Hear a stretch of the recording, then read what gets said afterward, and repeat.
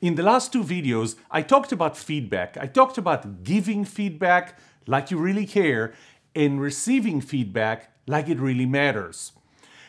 I put this all together in something that I call the feedback pledge, which is something that I developed over the last several years. In this video, I'm actually going to take you through the feedback pledge, which, by the way, is available freely for download if you look at the comments below and in the description.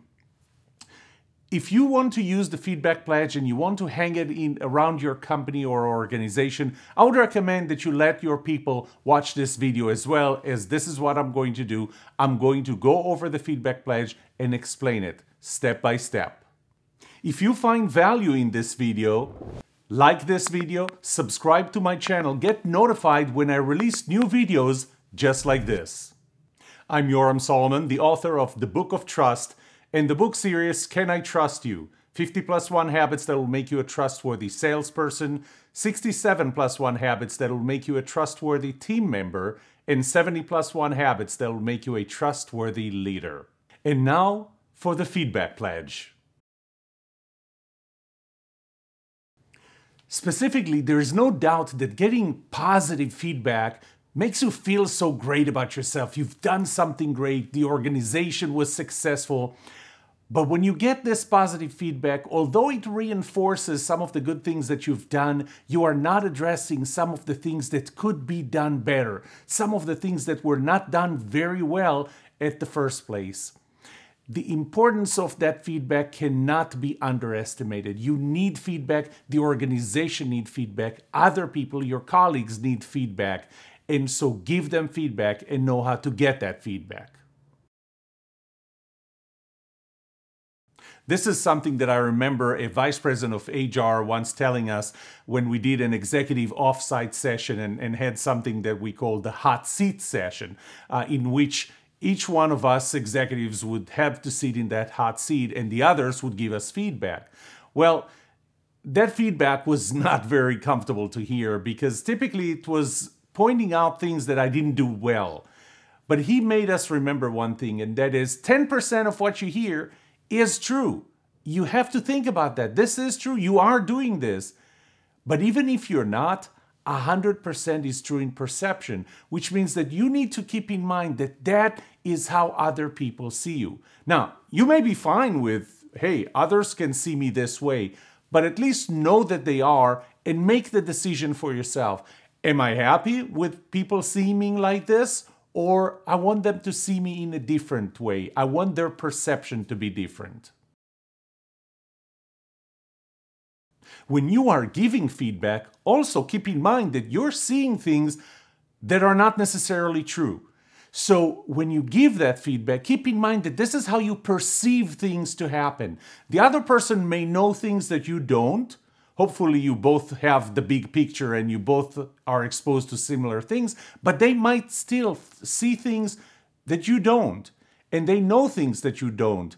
So keep in mind when you are giving feedback that what you're telling another person is how you perceive things and position it as such. Don't tell the other person, this is how things are. Tell them, this is how I see things.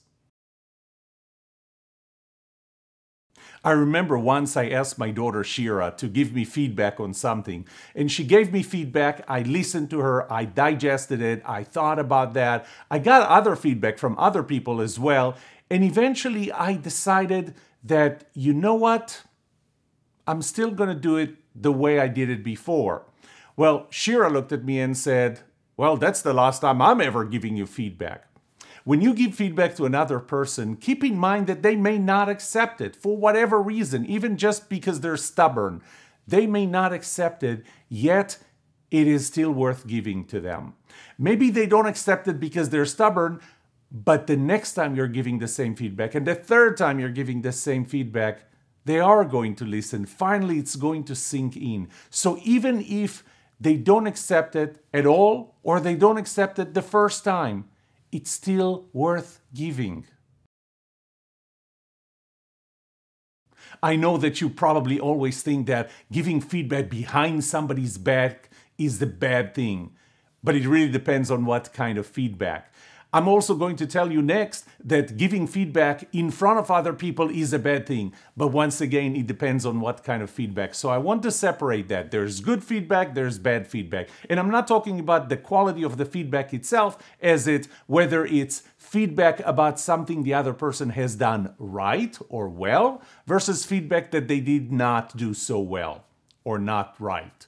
So when you give positive feedback, share it with as many people as you can. Whether it's in front of the other person or behind their back, they need to hear that you are praising them. They need to feel that you appreciate what they did. And the only way to do it is to do it as often and as soon and as many times as you can. In front of their faces or behind their backs. Both are good for positive feedback. When we talk about constructive feedback, what do we mean? We typically use the phrase constructive feedback to hide the fact that it's negative feedback, that you're giving feedback about something bad, something the other person is doing bad. So we call it constructive feedback, really just to mask it. But in fact, there is such a thing as constructive feedback. Constructive feedback means I'm not going to tell you what you did bad and you did that very, very bad, but I'm going to give it to you in the context of what you're going to do next, in the context of how, if you change it, things will change and will change for the better. So when we talk about giving negative feedback, give it in a constructive way that would help them see how to improve it and what will be the impact of such an improvement. If there is a point in time where the consistency of the words that you choose and your body language, your facial expression, tone of voice, nonverbal communications, that consistency is important the most when you deliver negative feedback. The other person needs to not just know the words that you're using, but really see how you deliver them, really feel the emotion behind it. Getting negative feedback is an emotional moment in somebody's professional life or career. So they are sensitive and they want to see the entire message, which means the words that you use, your tone of voice, and your entire body language, and specifically facial expression. When you deliver negative feedback, try to do it face to face, not over email, not over a text, most likely not over a telephone call either. Taking negative feedback requires an extra effort as opposed to taking positive feedback. Heck, you can give me positive feedback any time of the day, even if I'm asleep. Actually, don't do it when I'm asleep. Do it to my face so I can hear and feel so good about myself. But when you give me negative feedback, I have to be in the state of mind, in the right time, in the right place to receive it. So when you are about to give negative feedback, you have to make sure that the other person is ready to receive it. One of the easiest way to do it is to ask. Just ask them, I have some feedback to get it. Is this a good time and place for you? If they say no, don't give them the feedback right then. That means that they're not ready. When you give me negative feedback, to some extent, I feel ashamed. However, if I'm receptive to it, if I know you, if I trust that you're giving me that feedback to help me, it minimizes that shame that I feel. However, when you do it in front of other people, one is I feel that you're doing it to feel bad and to make me feel small. The second thing, I will feel so much more ashamed because I didn't want the other people to hear that. So when you're giving me feedback, always, negative feedback, always do it only to me without anybody else in the room. Make sure that I'm alone when you give me that feedback and never ever do it in front of other people. Well, if you know me by now, you know what I feel about copying someone on BCC. When you copy someone on BCC, the message you're giving me, when I find out, and I will at some point because somebody is not going to be smart enough and will respond, will do a reply all to a message they were on the BCC on, And then I'm going to know that I can't trust you because you are letting other people know what you're telling me and making sure that I don't know that. So I've put BCC aside. But even on CC, when you are giving me feedback, give it only to me. This goes back to the previous one. Never do it in front of other people. When you're sending me an email chastising me over something, telling me that I've done something wrong, and I see somebody on CC, I don't trust you because, now I feel ashamed because you've exposed something I've done bad to other people, even if they knew that I was doing that. This is a statement that I once saw at one of my daughter's elementary school class wall. There was this slogan, say what you mean what you say, don't be mean when you say it. It's really important that if I have something to say to you, I will say exactly that. I don't have to use bad language or anything. I don't have to yell at you, but I have to say exactly what I mean. And I have to mean exactly what I say. I've seen so many times when somebody said behind another person's back, this is the feedback I'm going to give that person. And then when that person walked in, the feedback that I heard given to them was so different because they didn't want to make him feel bad, or they didn't really want to be the one delivering that bad news or that negative feedback. It is so important when you deliver feedback that you actually say what you mean. Tell them what you really mean. Don't try to beat around the bush. Don't sell them a story. Tell them what you mean.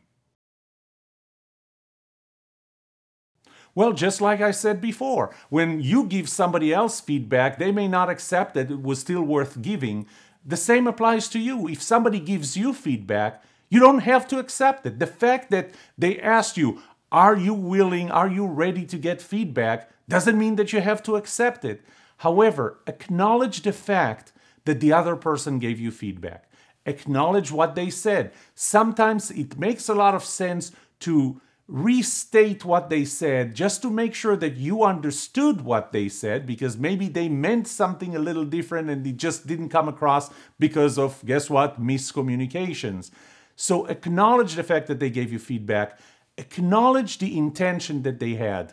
If I'm going to give you feedback, it makes me feel better that you tell me, this is what I got from you, and I appreciate the fact that you gave me this feedback. Think about me giving you feedback, or you giving me feedback, and I'm going to tell you that, listen, I acknowledge the fact that you gave me this feedback. Here is what I understand. I appreciate the fact that you gave me feedback. Even if I don't accept it, it would help me. That would help you give me feedback more and more, and I need that feedback. So when somebody gives you feedback, acknowledge it and acknowledge a good intention that's behind it. Finally, remember that I told you if you are going to give someone feedback, make sure that they're ready for it. Well, what if I'm about to give you feedback and you're not ready for it? If you're not ready for it, let me know. Tell me, listen, this is not a good time. This is not a good place. Mentally, I'm not at the right place right now to get this feedback. Can we do it at another time? This is so much better than them giving you that feedback and then you exploding all over them, because you will never ever get feedback again. However, if somebody wants to give you feedback and you're not ready and you're telling them, I can't take it right now, I can't take it right here, it is now your responsibility to find the time, to find the place, to go to that other person and ask for that feedback. Because otherwise, once again, you're not going to get feedback again. In the description below or in the comments section, you can find a link to download the feedback pledge free. And once again, if you found value in this video, like it, subscribe to my channel, get notified when I release new videos just like this.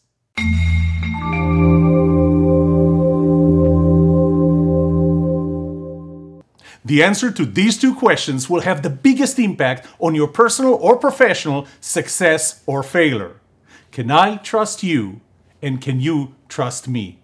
If you want to know more, subscribe to our channel or follow us through the links on the right.